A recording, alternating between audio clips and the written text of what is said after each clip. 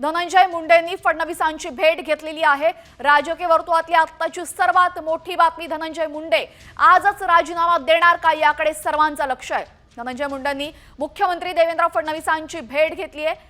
गेल्या अनेक दिवसांपासून धनंजय मुंडे यांच्यावर सरपंच संतोष देशमुख हत्या प्रकरणासंदर्भात अटक केलेल्या वाल्मिक कराडशी जवळचे संबंध आहेत आणि तोच या संपूर्ण धनंजय मुंडे यांच्याच पाठबळामुळे वाल्मिक कराडची दहशत होती असा आरोप वारंवार केला जात होता आणि त्यामुळे धनंजय मुंडेंचा राजीनामा विरोधक मागत होते। आणि कालच करुणा मुंडे यांनी फेसबुकवर पोस्ट केली होती की आज धनंजय मुंडे राजीनामा देणार आणि आता मुख्यमंत्री फडणवीसांना भेटण्यासाठी धनंजय मुंडे पोहोचलेले आहेत आणि धनंजय मुंडे राजीनामा देणार का याकडे सर्वांचं लक्ष आहे। आपल्यासोबत आमच्या प्रतिनिधी रुपाली बडवे जोडले गेलेले आहेत। रुपाली, एक अत्यंत महत्त्वाची भेट, मुंडे आणि फडणवीसांची भेट होते, धनंजय मुंडे राजीनामा देणार का, काय अधिकची माहिती आहे?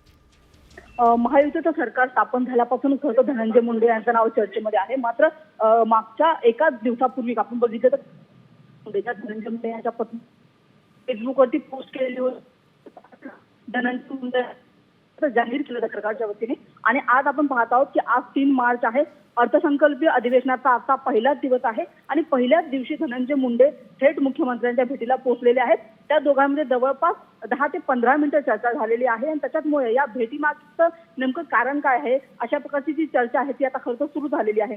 धनंजय मुंडे यांचं वारंवार जे नाव आहे ते वाल्मिकी कराड आणि एकूण संतोष देशमुख या संपूर्ण प्रकरणामध्ये गोवलं गेलेलं आहे।